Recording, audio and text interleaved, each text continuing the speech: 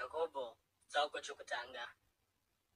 Jakobho muranda waMwari nowaIshe Jesu Kristu, kumarudzi 12 akapararira pakati pendudzi, kwaziwai. Hama dzangu, muti mufaro chaiwo pose pamunosangana nemiedzo mizhinji yemhando dzose, nokuti munoziva kuti kuedzwa kwokutenda kwenyu kunobereka kutsungirira. Kutsungirira kunofanira kupedza basa rako, kuitira kuti imi mukure uye muve vakakwana musingashayiwi chinhu.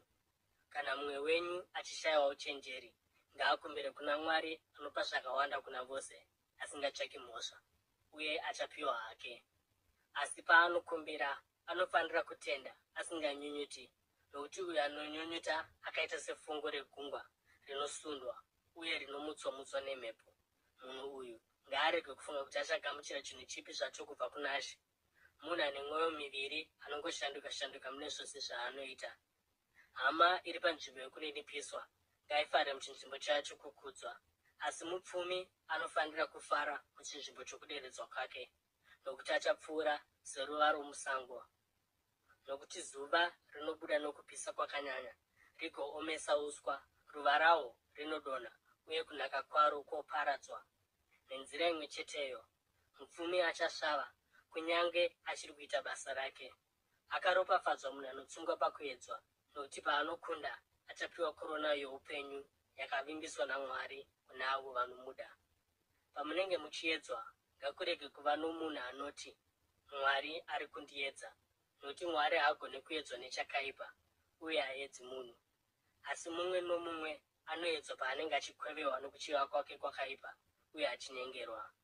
Ipapo kuchiva kukange kwaumbwa kunobereka chivi, uye chivi chikange chakura kwazvo chinobereka rufu. Musanyengerwa, hama dzangu dzinodikanwa.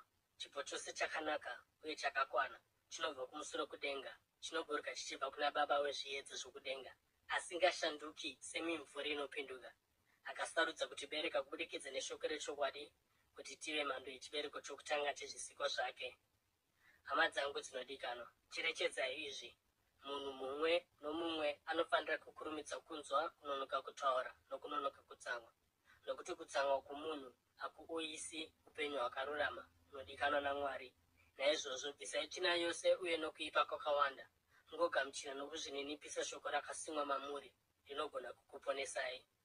Musangova vanzwi veshoko bedzi, uye nokudaro muchizvinyengera. Itai zvarinoreva. Ani naani anoteerera kushoko, asi asingaiti zvarinoreva, akaita somunhu anotarira chiso chake muchionioni, uye mushure mokuzvitarira, anoenda uye nokukurumidza anokanganwa kuti anoratidzika sei. Asi munhu anonyanyotarisisa mumurayiro wakakwana, uyo unopa rusununguko, uye achiramba achiita izvozvo, asingakanganwi zvaanzwa, asi achizviita, acharopafadzwa pane zvaanoita. Kana munhu upi zvake achizviti akarurama, uye asingachengeti rurimi rwake zvakasimba, anozvinyengera, uye chinamato chake hachina maturo. Kunamata kunodikanwa naMwari Baba vedu kwakachena, uye kusina chakungapomerwa ndokuku: kuchengeta nherera nechirikadzi mukutambudzika kwavo, uye nokuzvichengeta kuti urege kusvibiswa nenyika.